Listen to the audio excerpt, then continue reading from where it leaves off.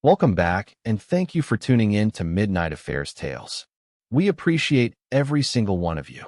We'd love to know what part of the world you are watching from right now. Let us know in the comments now. Let's dive into today's story, Chapter 1. The front door had barely clicked shut behind Vanessa when Lily tugged at my hand. Hard. Daddy, her voice trembled. We have to go? Right now. I blinked. What? Go where, baby? She looked up at me with eyes far too old for 7. Wide. Unblinking. Serious. Mommy said she's leaving for work, but that's not true. The man is coming back. He was here yesterday. I heard him say, next time, you won't wake up. My heart stuttered. What man? I crouched to her level. What are you talking about, Lily? She leaned in closer, barely whispering. He has a spider on his arm, a tattoo. Mommy calls him C. He said he hates you. And they laughed. Mommy said you'd be gone before the weekend. I felt the air leave my lungs. I scanned the front window, expecting someone to already be pulling into the driveway. Did Mommy say this in front of you? I asked slowly. Lily nodded. She didn't know I was under the bed. My hands started shaking. Not from fear, yet, but from the raw, acidic betrayal trying to burn through my ribs. Vanessa had kissed me goodbye not 15 minutes ago. She said she'd be in Denver for 3 days. Work retreat, she claimed. All women-led, can't bring family. Now my daughter was warning me like she'd seen a ghost. And the worst part? I believed her. Vanessa had packed light. 1 roller bag, 1 shoulder purse, 1 bottle of expensive perfume she hadn't worn in months. I shouldn't be long, she'd said, brushing my cheek like I was a client. Hold down the fort. I watched her drive off, the taillights disappearing into the morning haze. Something about her calmness felt staged, practiced. And now, with Lily's words ringing in my ears, I replayed the entire interaction. Her scent lingered in the hallway. I opened her side of the closet. 2 pairs of heels missing. 1 red silk dress I hadn't seen in over a year, gone. I pulled her laptop from the nightstand. Password. Her mother's birthday. Still the same. Nothing seemed out of place, until I opened the work folder. It was filled with identical documents, all blank. Hundreds of them.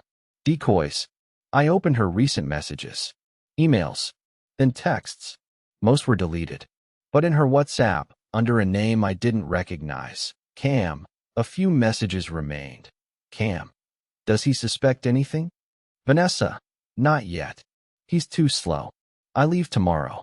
We move the money Sunday. Then it's clean. Clean? Another message. Cam, you sure he'll be out of the way by then? Vanessa's reply made my blood freeze. Vanessa, he'll sleep through it. Forever. I stared at the screen, stunned. She wasn't just cheating. She was planning my death. I didn't sleep that night. Lily curled beside me in bed, still clutching her pink stuffed unicorn like a shield. I watched shadows dance across the walls, waiting for a knock that never came. By morning, I'd made up my mind. I needed answers. Not from Vanessa. From my daughter. Lily, I asked gently over cereal, what exactly did you see? She bit her lip and slid off her chair. Come with me. In her room, she lifted her mattress and pulled out a drawing. Crayon on printer paper. Jagged and childlike, but chilling. 3 figures, 1 small girl, 1 tall woman, and a man with dark glasses and a black spider tattoo on his arm. In the corner, a red X drawn over a sleeping man in bed. That's you, she said softly. They think I don't understand. But I do. My throat dried out. Why didn't you tell me sooner? I was scared. Mommy said, if I ever told you, I'd go live somewhere else.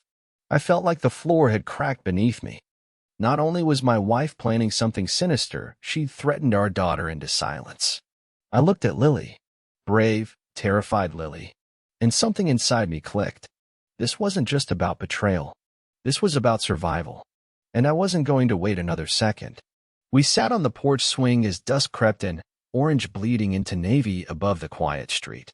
Lily's legs swung back and forth, not touching the ground. Her eyes stayed locked on the sidewalk, like she expected someone to appear at any second. Sweetheart, I said gently, I need to know everything you remember. Everything Mommy said to you. She hesitated, fingers gripping her unicorn's frayed mane. She said, She said you're going to be too tired to wake up soon, Lily whispered. She told Mr. Spiderarm not to worry, that she already put something in your nighttime juice. My stomach turned.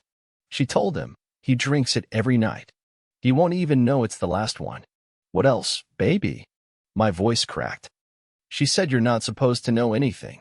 She said if you start asking questions, I should say I miss her so you feel guilty. I closed my eyes. This wasn't just betrayal. It was psychological warfare with a child caught in the middle. Why did you tell me now? I asked, brushing her hair behind her ear. She looked up at me. Because last night I dreamed you were gone, and I woke up screaming, and you weren't next to me. Her voice broke. I thought it happened. I pulled her into my arms and held her tightly. No more playing dumb.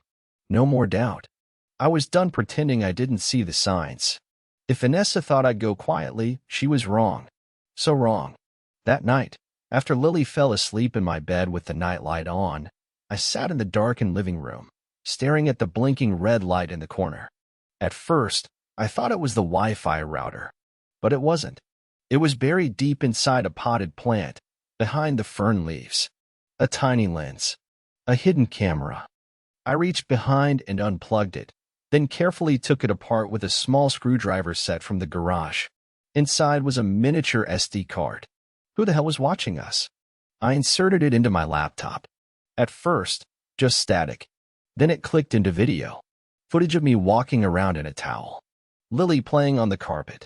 Me kissing Vanessa goodnight. Me alone, watching TV, brushing my teeth, asleep on the couch after my surgery. It was all time-stamped. Every single clip, logged with precision. But the footage stopped abruptly 3 days ago, the day before Vanessa's business trip. Whoever was watching us was no longer interested in surveillance, because they thought the plan was ready to execute. I called Jake, a brother from my military unit. We bled together in Kandahar, and he owed me more than one favor. You got someone watching your house? He said after I filled him in. I got more than that, I replied.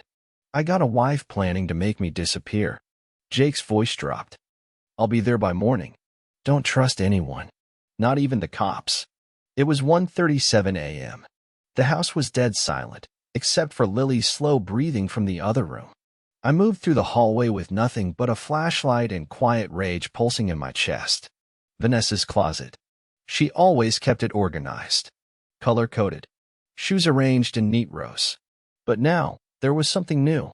A black metal cabinet, bolted to the back wall, with a digital keypad. Where did that come from? She'd never mentioned it. I would have noticed.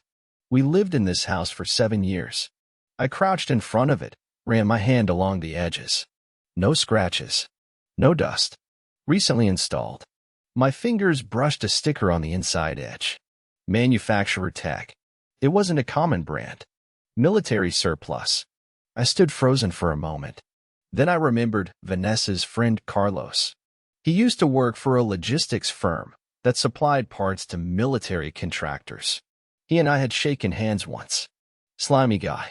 Snake eyes. And a spider tattoo on his forearm. I punched in Lily's birthday. Then our anniversary. Nothing. Then I tried Vanessa's ex's name, I guess, a long shot. The lock clicked. I opened the cabinet.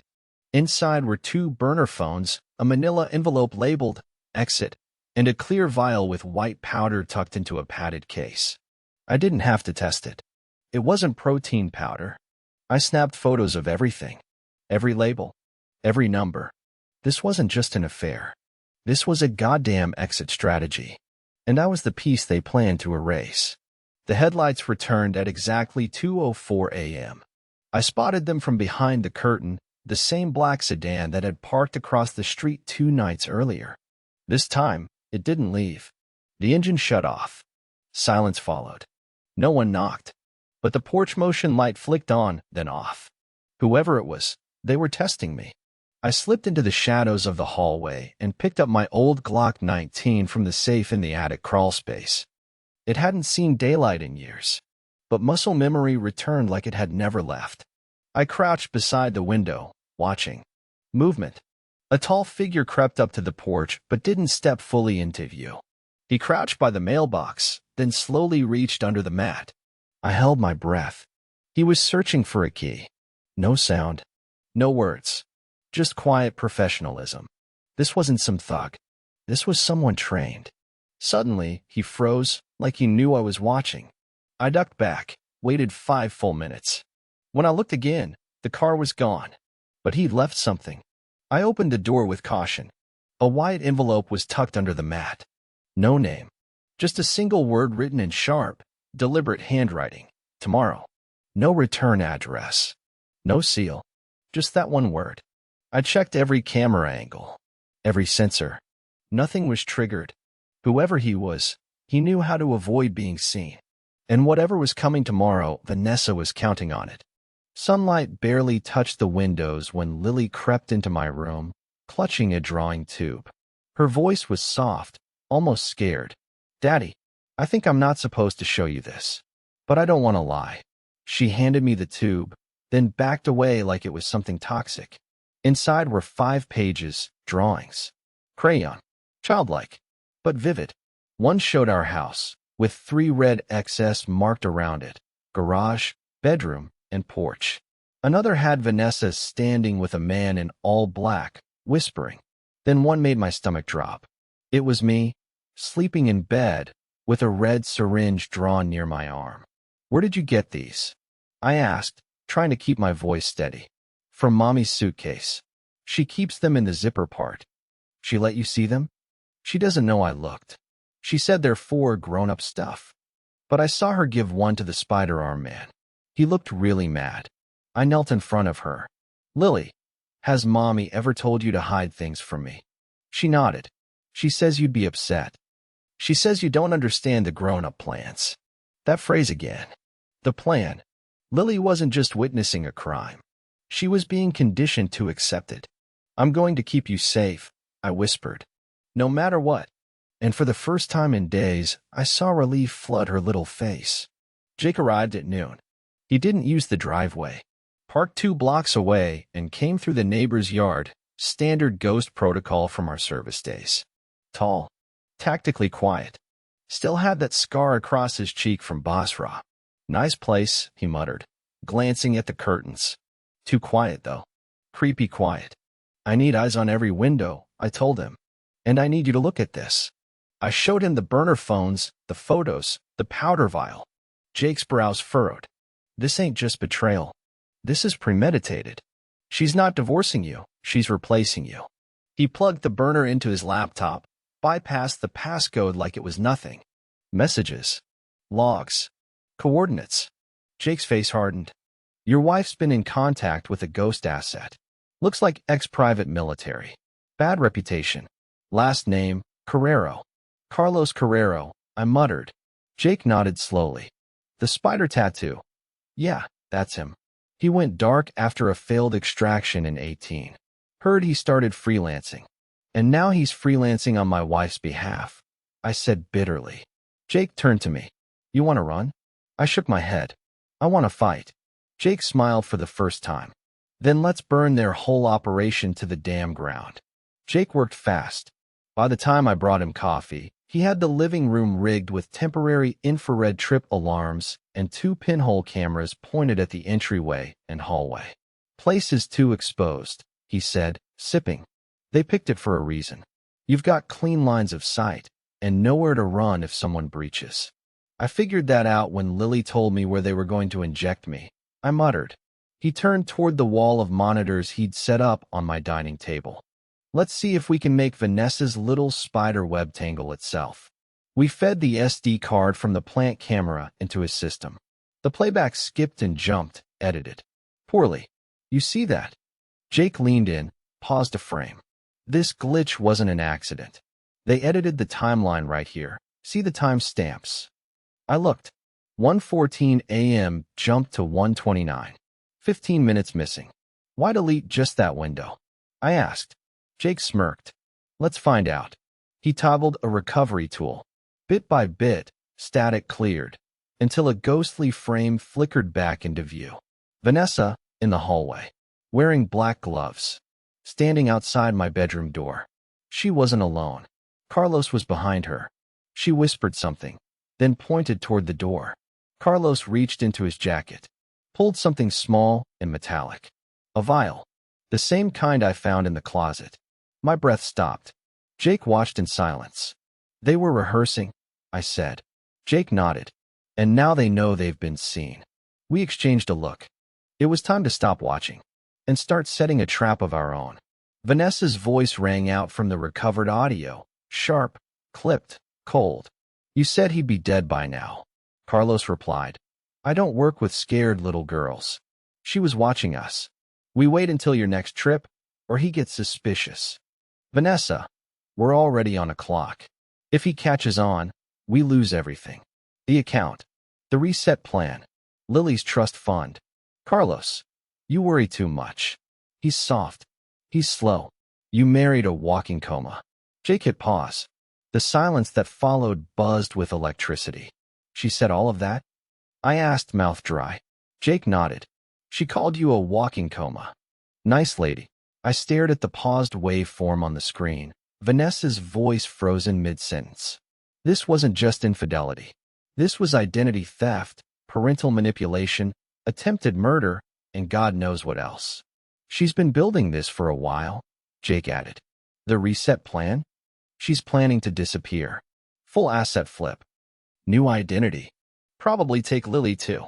I sat heavily into the chair. My daughter thinks monsters are real, I whispered. And now I know they are. Jake stood and rested a hand on my shoulder. Then let's give them a nightmare of our own.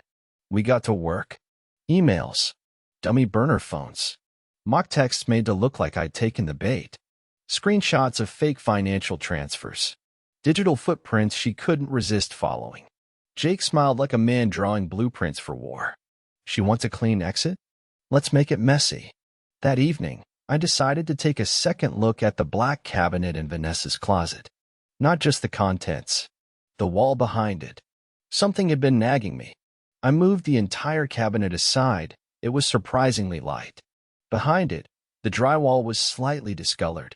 Off-center. Like it had been tampered with. I knocked. Hollow. I grabbed a hammer. 3 hits. The drywall cracked open to reveal another compartment. Inside, a burner laptop, a locked ledger book, and a passport I'd never seen before, under the name Elena V. Mercer. Vanessa's new identity. I stared at the photo. It was her, but with darker hair, new contact lenses, and a completely different facial expression. Cold. Calculated. I turned on the laptop. Password screen. Jake bypassed it in 10 minutes. Inside were hundreds of documents. One labeled DNRL, read, a kill file. Another folder labeled Operation Quiet Exit. Flight bookings. Offshore accounts. A fake school registration for Lily in Barcelona. My hands shook. She wasn't just trying to erase me. She was going to vanish with my daughter and make it look like I never existed. Jake looked at me. You ready to bring this down? I closed the laptop. No, I said. I'm ready to bury them. We let her think she was winning. Jake and I staged it like theater, quietly tweaking security cams to feed Vanessa a controlled version of our lives. I left the porch light on every night like usual. Logged into Netflix at the same time I always did. Took walks with Lily around the same blocks, waving to neighbors, letting them know nothing's wrong. But everything was wrong. She thinks she's watching me, I said to Jake as we scrubbed metadata from the laptop Vanessa hid. But now, I'm watching her watching me. Jake grinned. That's when you start winning. We planted bait. Jake mirrored Vanessa's laptop to a decoy drive. Altered files, coded in false timelines. One of the forged documents implied I'd already moved $80,000 to an untraceable wallet. Another hinted at a potential meeting with the police to confess my suicidal thoughts. She wants a fake suicide? Jake said, let's give her one. At the same time, I began recording personal vlogs. Short, raw videos of me talking to Lily, telling her I love her, sharing memories, laughing, each one time-stamped, each one geotagged. If she tries to claim I vanished on my own, I told the camera, show this. I didn't care if they were never seen. They weren't for views. They were insurance. By the end of the week, Vanessa would think everything was lining up. What she didn't know was the knife was in her own hand now, and she was turning it toward herself. Children don't just forget. They bury things, repress them, until they feel safe enough to speak. Lily had been drawing more lately, quietly, like it was part of her healing. Today, she brought me one without a word. She placed it in my lap, then climbed onto the couch next to me, silent. It was another crayon scene, but this time it wasn't our house. It was a hotel room. A woman with black hair and sunglasses sat at a table. Vanessa, disguised. A little girl sat next to her, dressed differently, labeled with a name, Lena. I turned to Lily. Who's Lena, baby? She paused. That's what she said I'd be called. In Spain. I felt the floor drop under me. She said if you got too sick or went away, we'd move to a place with oceans and no dads. That I'd get a new school. And I'd be Lena now. What else do you remember? Lily swallowed. She made me practice saying it. Hola, soy Lena. She said if I mess it up, people would get angry. I pulled her close. You'll never have to say that again. But inside, my rage pulsed like a storm. Vanessa had already started emotionally detaching Lily from her own name, her identity. And I'd bet money there were documents, fake school records, maybe even a passport. Jake came into the room just then, holding a flash drive. We got something, he said, serious. What? One of the burner phones just received a text. He handed me his tablet. Change of plans. Execute early. No more delays. Lily's head leaned against my arm. I held her tight, jaw locked. It was happening. Sooner than we thought. Jake and I worked in silence for the next 3 hours. He rerouted the security system to a cloud backup I controlled, one Vanessa wouldn't even know existed. I boxed up the laptop, burner phones, false ID, and documents, sealed them with chain of custody logs, and stored them in a fireproof safe at the bank. A backup drive went to my lawyer, another to my sister. But it was Lily I worried about. She hadn't smiled in 2 days. She didn't play, didn't hum her favorite cartoon jingles. She just watched the door. That evening, I found her sitting alone in the laundry room, legs pulled up, chin resting on her knees. I sat beside her on the cold tile floor. Why in here? She shrugged. It's quiet. The machines hum. Like the ocean. I reached out and held her hand. Are you scared? She nodded, but didn't look up. I don't want Mommy to see me cry, she said. My heart shattered. She always said crying makes people leave. That it's weak. I couldn't speak.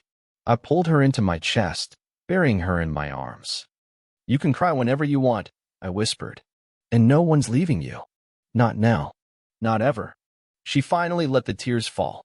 Tiny, silent sobs soaked through my shirt. I rocked her gently. I didn't care about the cameras or the enemy watching us. Let them see this. Let them see what they were trying to destroy. A father and his daughter. Still holding on. Still refusing to break.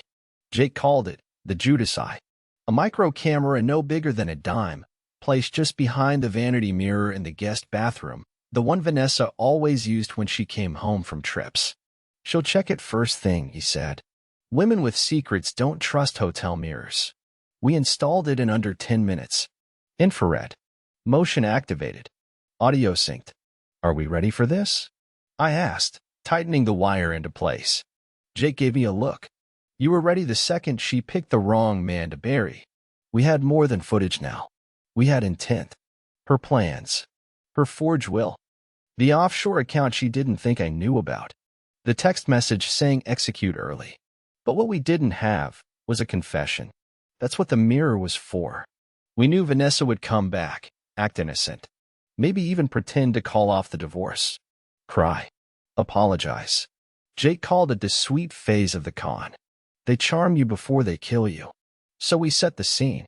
Lily and I baked cookies like it was a normal Sunday. I sent Vanessa a photo. She replied instantly. I miss you guys so much, can't wait to be home. And just like that, the predator was walking straight into her own cage. Lily didn't speak when Vanessa walked through the door. No hug. No smile. No mommy. Just a quiet step backward and a tight grip on my hand. Vanessa wore her usual mask, designer bag, windblown hair, a little too much perfume to hide the tension. But her eyes? Her eyes gave her away. Flat, calculating, already scanning the house like she was looking for hidden wires. Which, this time, she actually should have been. "Everything okay, babe?" she asked, kissing the air near my cheek. I forced a smile. "Better now?" Lily's been counting the days. Lily shrank behind me. Vanessa knelt beside her. "Mommy missed you so much, sweetheart. Come give me a hug." Lily hesitated. Then, barely above a whisper, said, "Why'd you name me Lena?" Vanessa froze. For a split second, her jaw locked. Her eyes flickered. The lie caught in her throat. I saw it. She recovered quickly. "What are you talking about, silly? Who told you that?" "I saw it," Lily said. "In the pictures. In your suitcase." The silence was heavy, awkward, dangerous. I stepped in. "Hey, don't worry. She's just been having weird dreams. You know how kids are." Vanessa smiled again. But this time, it didn't reach her eyes. And for the first time ever, I realized she wasn't nervous. She was waiting. That night, Vanessa cooked dinner. Spaghetti, garlic bread, her version of domestic peace. She poured wine for herself, poured water for me. I let her. "You're quiet," she said, twirling her pasta. "Still mad about the trip?" I shrugged. "Maybe. Or maybe I'm just tired." She studied me. "You should try to relax more, Logan. Seriously. You're so tense these days." I smiled weakly. "It's the times, right?" The wine glass clinked as she sipped. "Well, I have good news. I've been thinking, maybe we can make this work. Maybe Lily doesn't have to lose her family." There it was. This sweet phase Jake warned me about. "Really?" I asked. Vanessa nodded. "I've been selfish. I got caught up in things that didn't matter. I was scared. But I still love you." Her voice wavered. But her eyes? Stone cold. "I love Lily. And maybe we just start fresh." I leaned back, nodded slowly. Starting fresh sounds nice. She reached across the table, took my hand. Softly, she said, "Then let's take a trip. Just the three of us. Clean slate. Spain. You've always wanted to see Barcelona, right?" She didn't flinch. But inside, I was burning. Because what she didn't know was the vial she left behind had already been submitted for testing. Her burner phone had already been cloned. And that morning, I met with a federal investigator under a sealed identity. Vanessa still thought she owned the narrative. But tomorrow, the story would stop being hers and start being mine. The kitchen was dimly lit, only the under-cabinet lights glowing soft yellow. Vanessa stood at the stove, stirring soup. Her voice was casual, too casual. "You've been sleeping better, right?" she asked. I paused at the counter. "Yeah, somewhat." She turned halfway, gave me a look over her shoulder. "Still taking that drink I used to make you? The sleepy tea?" I froze. She said it like a joke. Light. Breezy. But it wasn't a question. It was a test. I met her gaze. "Sometimes. You know, habits." She smiled. "You should go back to it. It really helped. You were like a baby the nights I made it." She turned away again. But she was watching. Waiting. I opened the cabinet slowly, took down a tin of chamomile. "I'll make some tonight." She smiled again. "Good. You need rest." I watched her carefully measure out honey, add it to the cup without asking, just like she used to. Then she turned her back. I dumped the tea in the sink the second she walked away. Jake watched from the hallway, holding up the mirror cam tablet. "She just passed the first red line," he whispered. "We got it all. Voice, angle, context." I nodded. "She's escalating. And she thinks we're still sleeping," I muttered. But I wasn't sleeping. I was recording every move. And soon, I'd hit her where it hurt the most. Jake stayed up all night scrubbing the footage. I sat beside him, going through copies of Vanessa's burner texts we intercepted earlier. But it was the mirror cam that caught gold. Vanessa in the guest bathroom, door locked, whispering into her phone with that same cold smile. We boosted the audio. He drank it. I'm sure of it. Tomorrow should look natural. I'll call the cleaner if anything goes wrong. Jake leaned back, jaw tight. That's intent. That's attempted premeditated murder. And that, I said, is enough to light the match. We clipped the segment, uploaded it to a cloud vault with a unique digital watermark. Any attempt to alter it would show up immediately. Another copy went straight to my lawyer. Still, we needed to wait. One more misstep. One final crack in her mask. That afternoon, Lily sat on the swing set in the backyard, legs dangling. Vanessa came out with juice and a forced smile. "Lena," she started to say, then stopped herself. Lily looked at her sideways. Jake caught it. "Did you hear that?" "I did." We played it back on a loop. Lena, the wrong name. Spoken instinctively. I walked out moments later and asked her a simple question. "Hey, Vanessa, if I wanted to find a school in Barcelona, where would I even start?" She didn't flinch. She answered without hesitation. "There's one near Elborn. Bilingual. Uniforms are navy blue." I nodded. "That was fast," I said. "Almost like you've been planning it." Only then, her face twitched. And I knew. She'd just buried herself. That night, Lily climbed into bed beside me. She didn't say much, just curled under my arm, eyes wide open in the dark. "You okay, sweetheart?" She nodded slowly. "I think Mommy's scared now." "Why do you say that?" "She watches you when you're not looking. Not like before. Different now. Like, she knows something bad is going to happen." I kissed her forehead. "You're really smart, you know that." She grinned a little. "Smarter than Mommy thinks." And she was right. Because Vanessa had started pacing the hallways again. She triple-checked locks that hadn't been touched, cleaned the kitchen twice, watched Lily's every move like she was afraid she might talk. She'd lost her grip. The performance was cracking. Jake whispered, "She knows something's coming. She just doesn't know what." And that's exactly where I wanted her. Because soon, she wouldn't just fear exposure. She'd fear the one thing she never expected. Me. The next morning, Vanessa broke out the ultimate manipulator's move, tears. We were in the kitchen. She sat at the counter, hair undone, makeup smudged like she hadn't slept. Eyes red, hands trembling. But it was rehearsed. Every gesture timed. Every sniff just loud enough for Lily to hear from the next room. "I don't know what's happening to us, Logan," she whispered. "I feel like I'm losing my family." I said nothing, just stared. She pressed her palms together, as if praying. "I've made mistakes, but you've made me feel like I'm the enemy." I held her gaze. Let the silence burn. Jake stood in the hallway, out of view, recording everything. "Why now?" I finally asked. "What do you mean? Why this emotional honesty now? After everything?" Vanessa blinked, then smiled. But it wasn't real. She was trying to reclaim the power, but her voice cracked in the wrong places. She stood and reached for my hand. "We can fix this. I don't care about Spain. Or the company. Let's just run away. Start new." "You want us to disappear?" I asked, playing dumb. She nodded. And with that, she confirmed everything. "Not for me. For the camera."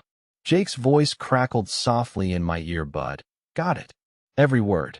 The performance was done. Now it was time for the counter's howl. Later that evening, I sat with Lily under the porch lights.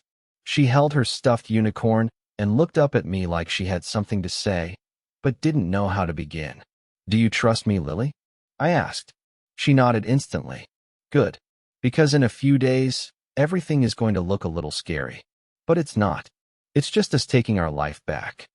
Her lip trembled. "Is Mommy going to get mad?" "Maybe," I said honestly. "But she won't be in control anymore." Lily didn't say anything for a while.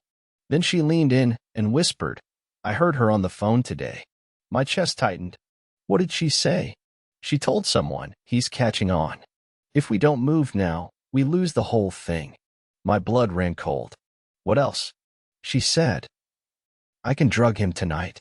He's been drinking tea again." I nearly laughed. "You didn't drink it, right?" Lily asked. "No," I said. "I dumped it. I always dump it." She exhaled like she'd been holding her breath for days. "That's why I trust you," she whispered. And I hugged her like I'd never let go again. She was small, but she was the reason I was still breathing. And she'd be the reason Vanessa wouldn't get away with it. 2 days later, I made my move. I left the house mid-morning. Left my phone on the kitchen counter. Left my laptop open, my wallet on the nightstand. left the front door unlocked. It was bait. Vanessa took it. Jake watched her from the surveillance van down the street.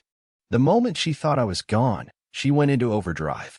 She darted upstairs, opened her secret drawer, pulled out her passport and burner phone. She started deleting texts fast, panicked. She made a call. Spanish. Fast. Urgent. Jake recorded everything. 10 minutes later, she ran back downstairs and poured something into a coffee mug.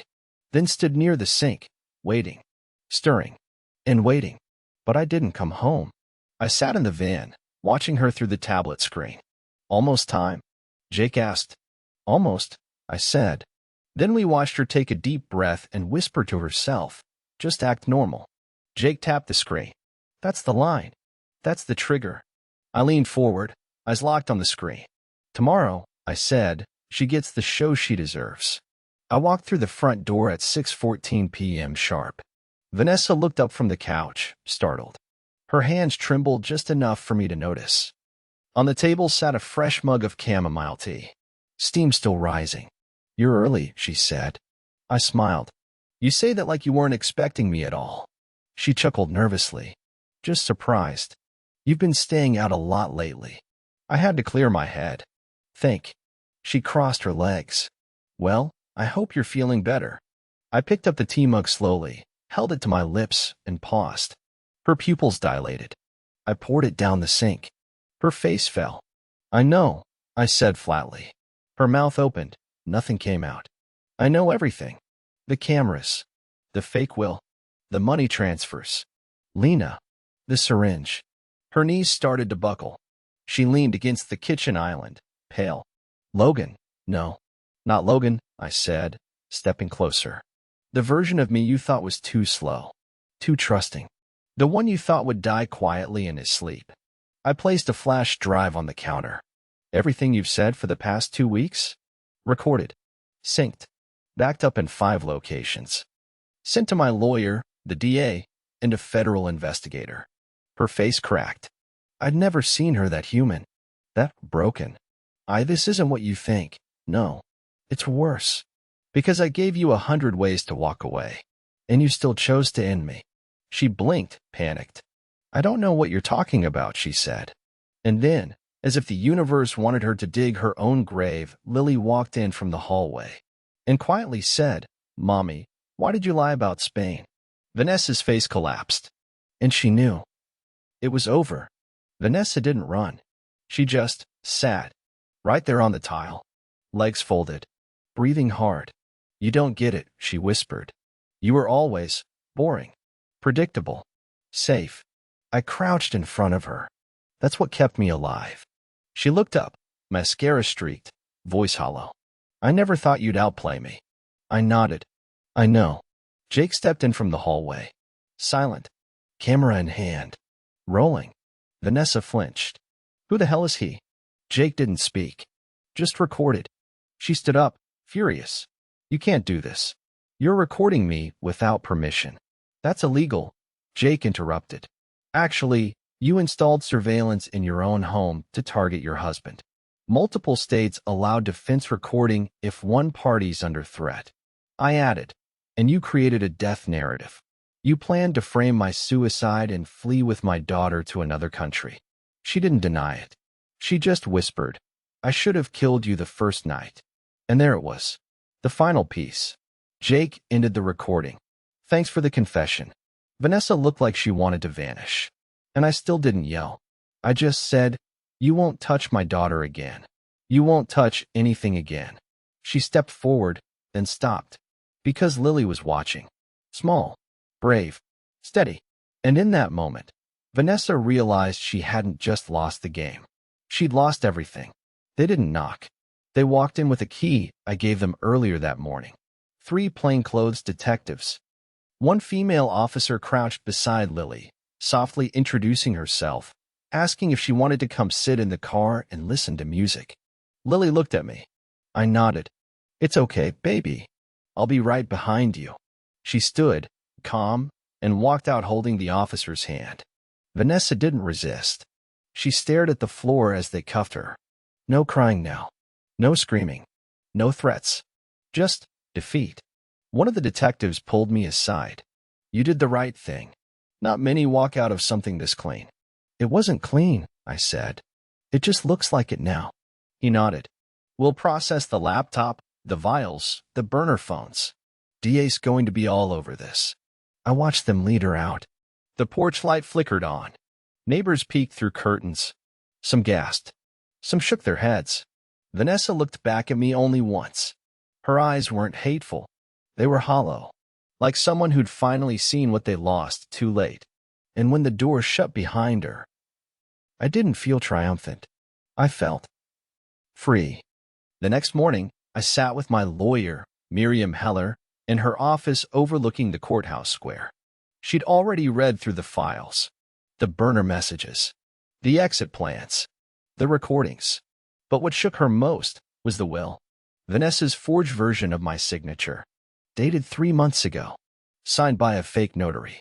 It claimed I was mentally unstable, financially erratic, and had previously spoken of ending my life if our marriage failed.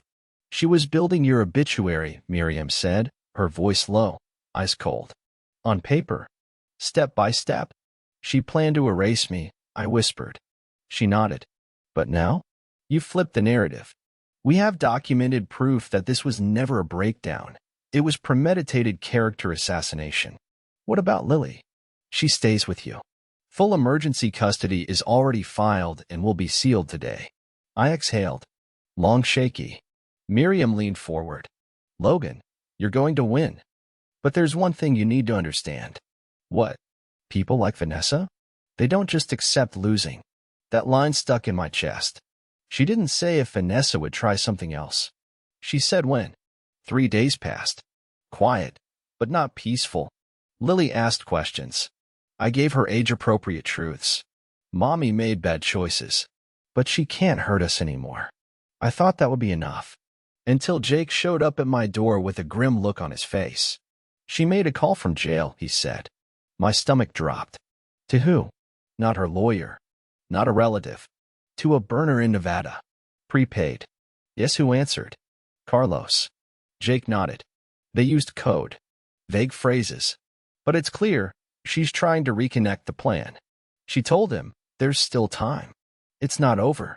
I felt like ice was crawling up my spine. She also said, and I quote, he'll let his guard down. That's when you move. What about Lily? Jake hesitated. That's the other thing. The guards intercepted a handwritten letter. Vanessa tried to mail it directly to Lily. It was addressed to her, under the name Lena. My fists clenched. That name again.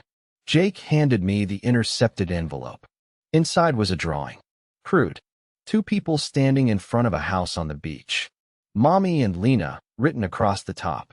That's when it hit me. Vanessa hadn't stopped the plan. She was just shifting the target. I didn't wait. By sundown, I had Lily packed and in the back of Jake's truck, already en route to my sister's cabin 3 hours north. Off-grid, untraceable, safe. I followed separately, different route, burner phone. Jake called it panic button protocol. You get one shot to go dark without triggering suspicion, he'd said. After that, they either chase shadows or they chase ghosts. Lily slept in the back seat, unicorn clutched tight. The stars were out, and for a moment, it almost felt like peace. But the second I hit the gravel road near the cabin, my headlights flashed across fresh tire tracks. Someone had been here. Recently. I stopped the car. Heart hammering. Then my phone buzzed. Unknown number. You think she's safe up there? A voice said, low and familiar. Carlos. He was watching us.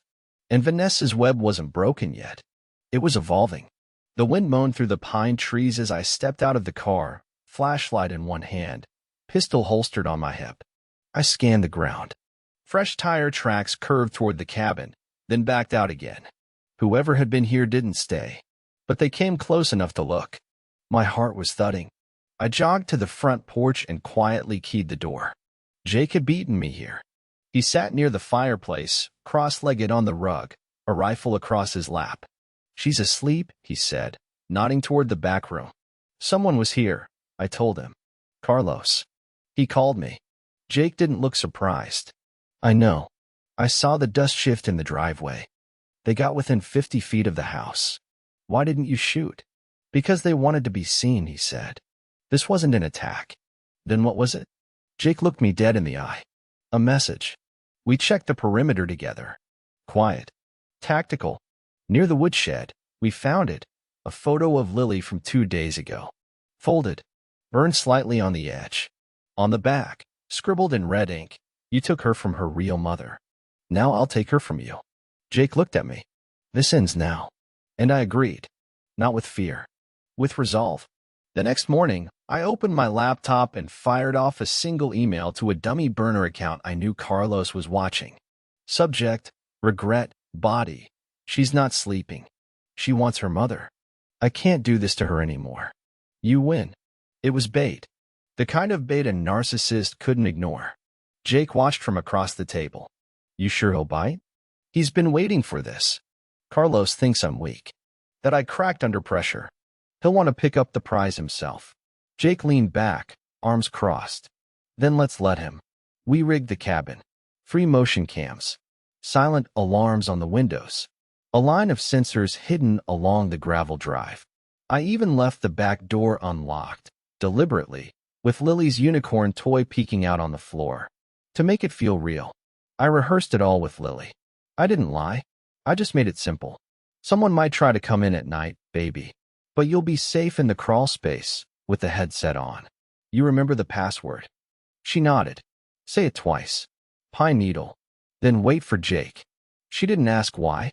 She just hugged me tight and whispered, be careful. That night, we killed the lights. And waited. 1:43 a.m. The silent alarm blinked green. Then red. Jake was in position, crouched behind the entry wall with his rifle pointed at the back door. I crouched near the kitchen, pistol steady, breath controlled. I heard the click first, the soft metallic snap of the back door easing open. Then came the shuffle of boots on hardwood. Carlos.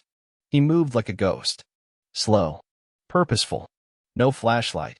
Just the moonlight spilling through the trees. He walked past the kitchen, toward Lily's room. Jake signaled. I stepped out, gun drawn. That's far enough. Carlos didn't flinch. He raised both hands slowly, turned, smirking. Well, the soldier still has bite. Jake stepped out next, aiming high. Drop the piece, Carlos. Carlos looked amused. What? No welcome drink? I came all this way. I ignored the venom. You're done, I said. Every word you've said, every message you've sent, we've tracked it. You're already cooked. Carlos slowly pulled a black flash drive from his coat. And yet, you still don't know the real reason I'm here. He tossed it onto the floor. What's that? Jake asked. Carlos grinned. The rest of her plan. Then he ran. We chased him through the woods. Carlos was fast, but not faster than Jake's scope. One warning shot split the air. The second hit bark inches from his head. Carlos dropped to his knees, hands raised. Jake cuffed him. Hard. Shoved him to the dirt. What's on that drive? I asked, breath fogging in the cold. Carlos laughed bitterly. You think Vanessa was the boss? She was just the face. Jake stepped forward. Then who's behind this? Carlos hesitated. Then whispered, her sister. My blood froze. What? She's the one who set this up? The fake IDs. The accounts in Spain. Vanessa was just trying to get out clean, but her sister? She wanted more. And she's not in jail. Jake and I locked eyes. This wasn't over. Not even close. Her name was Monica Vale. Vanessa's older sister. A school counselor. Warm smile. Always brought gifts for Lily. Always said, Logan, you're lucky to have her. I never liked her. But I never suspected her either. Now she wasn't answering calls. Her number disconnected. Her office? Cleared out. She'd taken leave for personal travel 2 days before Vanessa's arrest. I stared at the file Miriam slid across her desk. Bank records. Monica had transferred over $200,000 across 5 offshore accounts under different aliases: Elena V. Mercer, Lena V. Hart, Rosa Marinella. All connected to one common name, Lily. Jake stood at the window, arms folded. She was prepping custody grabs. Fake adoption channels. Vanessa was going to fake a breakdown. Monica was going to step in as guardian, disappear with the kid. It wasn't just a murder plot. It was a legacy theft. She was never going to let Vanessa raise Lily, I said. This wasn't about family. Jake nodded grimly. This was about control. She wanted to own your daughter. Period. I swallowed hard. This wasn't a second enemy. It was the first one. The one who pulled every string from the beginning. I remembered a moment. 6 months ago, Vanessa had left town for a work retreat. Monica stayed over for 2 days to help with Lily. Back then, I thought nothing of it. But now, I replayed the memory in reverse. The questions Monica asked. The way she watched Lily, like she was inventory, not a child. The time she asked, if anything ever happened to you and Vanessa, would I get to keep her? Back then, it felt like a weird joke. Now, it felt like the warning I missed. She groomed both of them, I told Jake. Vanessa and Lily. Jake shook his head. Sociopaths don't want kids. They want property. We traced Monica's last signal to an airport 3 states away. No boarding pass under her real name. But CCTV showed her walking into gate 43 with a little girl in a red hoodie. Lily's favorite hoodie. My heart nearly stopped. It wasn't Lily, but it was a test run. She was rehearsing, practicing what it would look like when she finally made the grab. And if Vanessa had succeeded, I never would have seen Lily again. I visited her in jail, not because I wanted to, because I needed answers. She looked thinner, paler. The arrogance was gone, but the defiance still burned behind her eyes. You got what you wanted, she said coldly. Why are you here? Monica, I said. Tell me everything. Her face didn't move. She used you, I said. She manipulated you the same way you tried to manipulate Lily. Still, no reaction. She was going to take your daughter and leave you behind. Her eyes finally blinked. You think I didn't know? She whispered. That was the deal. I gave her custody papers. I forged the therapy records. I signed off on the passports. I did everything. Why? She leaned forward. Because I was tired of pretending this life was real. You were a good man, Logan, too good. It made me sick. She exhaled, eyes hollow. But Monica? She didn't pretend. She said we could start over. Be free. No guilt. No strings. She promised a new name, a new country, a clean life. Without Lily? Vanessa went quiet. She never planned to give her back, did she? Tears welled up, but not for me. For herself. She took me too. Jake slammed the laptop shut. We just got a ping off one of Monica's shadow wallets. She moved funds again, this time to a shell company based in Lisbon. He dropped a map on the table. It's a feeder route. Multiple European exits. Clean IDs. Fake parent visa filings. She's laying ground to disappear permanently. What about flights? Nothing booked. But she's using overland jumps. Bus, train, then charter plane once she clears EU soil. I stared at the map.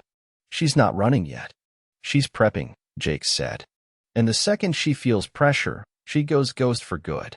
And if she grabs Lily? I asked. Jake didn't answer. He didn't have to. I stood. Then we moved first. Jake grabbed his keys. Where? I looked him dead in the eye. To Monica's house. If she's not there, then we search everywhere she's ever been. And this time, we don't knock. The place smelled like lavender and lies. Monica's townhouse sat at the edge of a quiet cul-de-sac. No security cameras, no alarm system, no vehicles in sight. Jake and I entered quietly. Every surface sparkled. Every cabinet wiped. No fingerprints. No clutter. Not even family photos. Too clean. But it wasn't professional. It was panicked. She cleaned to erase, not to stage, Jake whispered. That means she left in a hurry. We split up. I checked upstairs. Closet full of untouched coats. Bedroom stripped bare.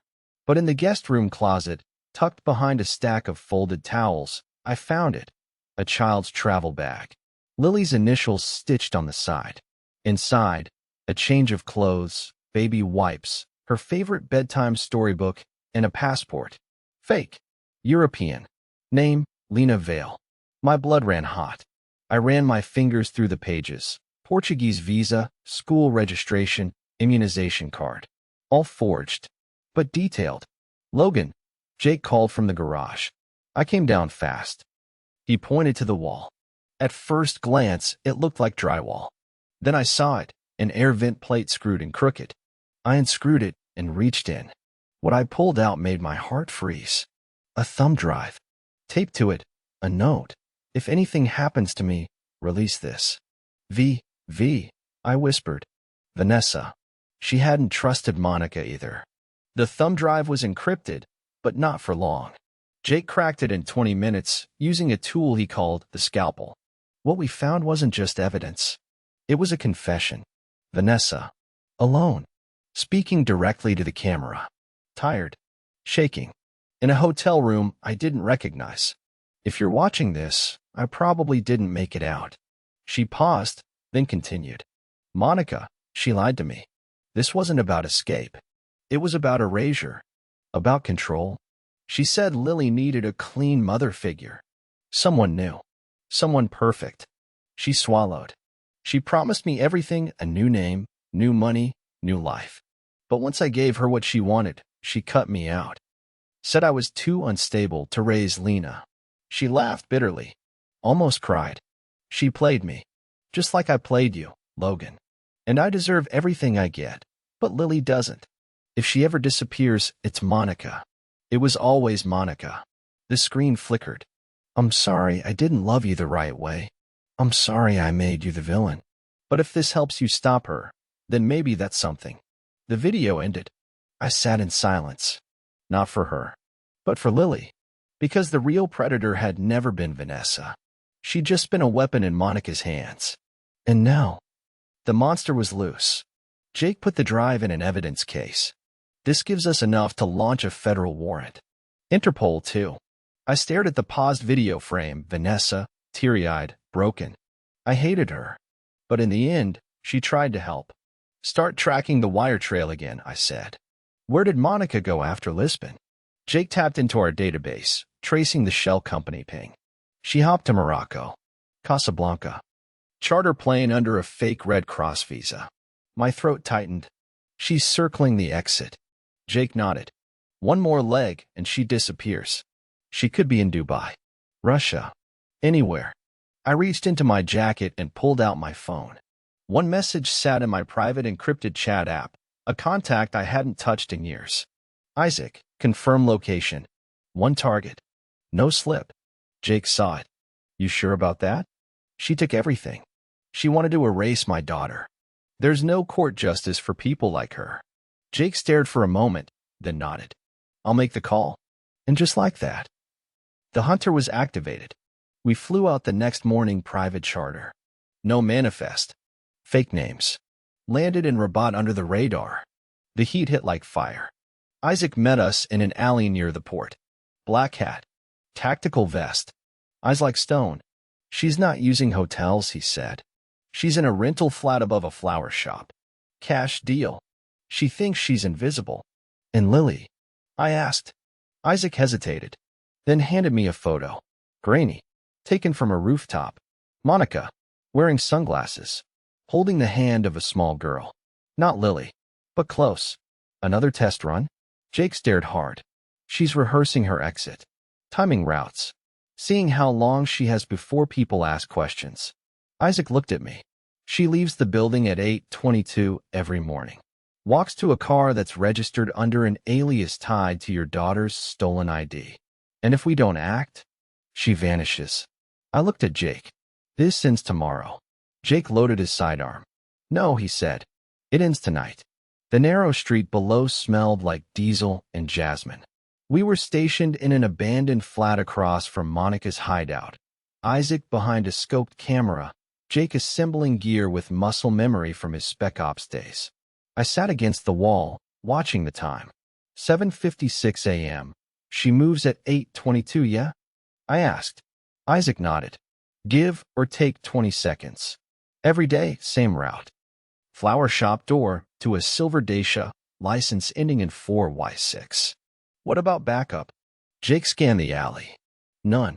She's paranoid, but confident. No hired guns. Just shadows and fake IDs. I stood and holstered my sidearm. I wasn't planning to shoot unless I had to. But if I had to, I wouldn't hesitate. We watched the seconds crawl. 8:21. The flower shop door creaked open. There she was. Same sunglasses. Same cold, deliberate gait. A girl with her, not Lily, but another brown-haired child around Lily's age. Likely a paid decoy. She's dry running custody grabs, Jake muttered, making it routine. Isaac zoomed in on her face. She has no idea this is her last morning.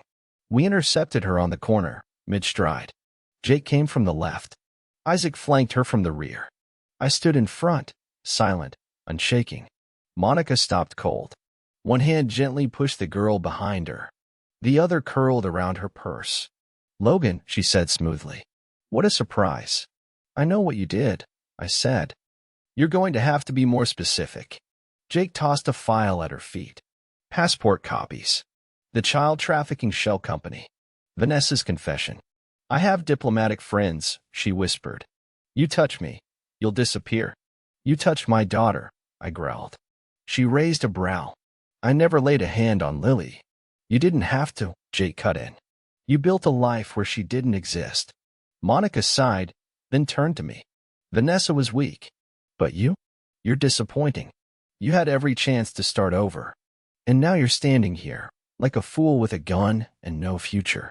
I stepped closer. "No," I said. "You're the one with no future." Isaac moved in, and Monica Vale was finally arrested. No outburst. No screams. Just a faint smirk.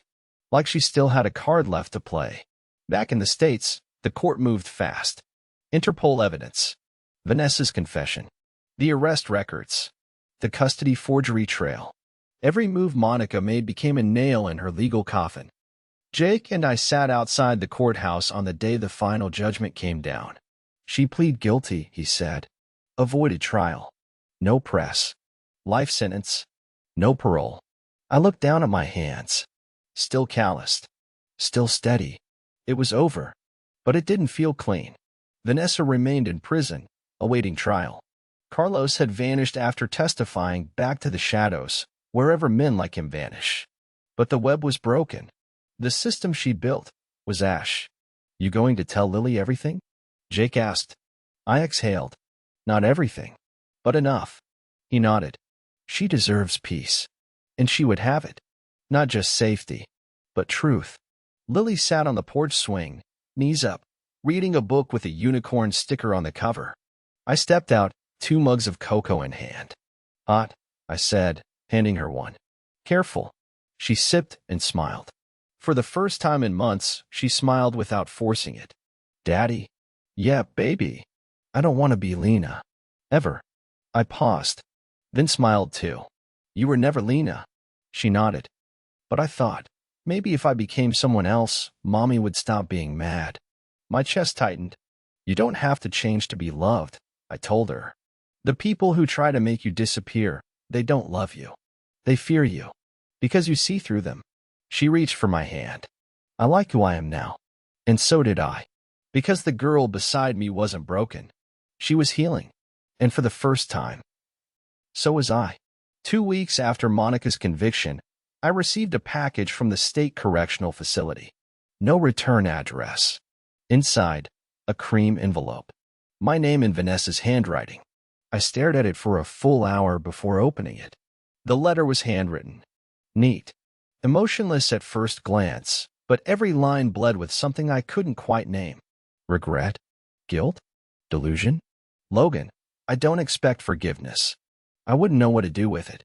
But I need you to understand, I wasn't born this way. I became it. Somewhere between Monica's influence and the way love began to feel like a cage. You loved too gently for someone like me. And I envied that. So I twisted it. But Lily, she was never part of the lie. I did love her. Even if I didn't deserve her. If this letter reaches you, I want only one thing. Don't let her grow up afraid of becoming her mother. Let her grow up believing she's yours. Because she is." I folded the letter and placed it in the safe. Not to keep it, but to bury it. Some confessions don't need framing. They just need to stay behind glass. That night, something changed. Lily came into the living room wearing her favorite purple pajamas, bunny socks half slipping off her feet. Her hair was wild, sleep mussed, not brushed. "Can I sleep without the unicorn light tonight?" she asked. I looked at her. "You sure?" She nodded. "I don't think the shadows are scary anymore." It was such a small sentence, but it hit like thunder. Because for months, she wouldn't sleep without checking the locks 3 times, without asking if the doors were closed, without the unicorn night light glowing against the dark. And now, she was letting go. I tucked her in gently, brushing her hair back. "Do you want a story?" I asked. "No, just the window open a little. I like the breeze." She turned on her side. I sat beside her a few extra minutes, watching the rise and fall of her breath. The breeze drifted in, soft and real. Peace wasn't loud. It didn't come with headlines or courtroom applause.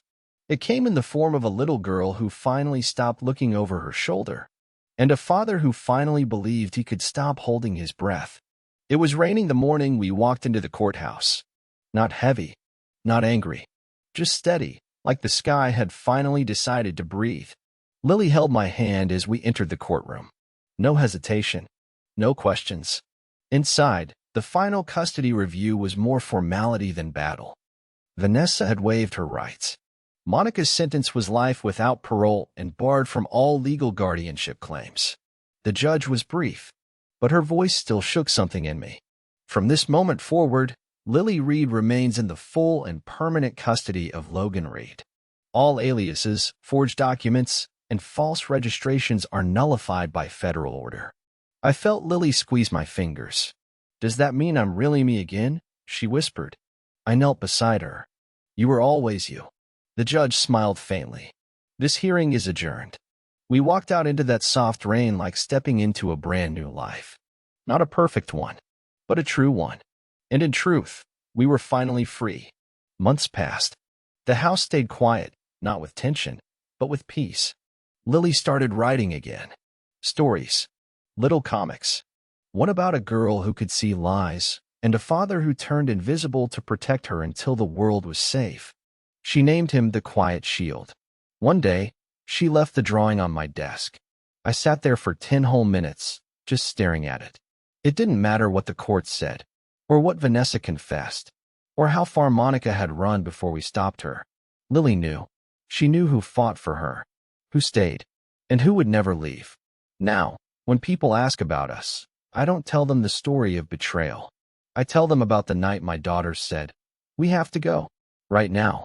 Because that wasn't the beginning of our escape. It was the beginning of our return. To safety, to truth, to each other. And now I want to ask you something, from the heart. Have you ever heard a voice so small, but so full of truth, that it changed everything? Tell me in the comments, and tell me where you're watching from. If this story hit home, like and subscribe. Not just for the twists, but for the truth that good people still fight back. And sometimes, they win.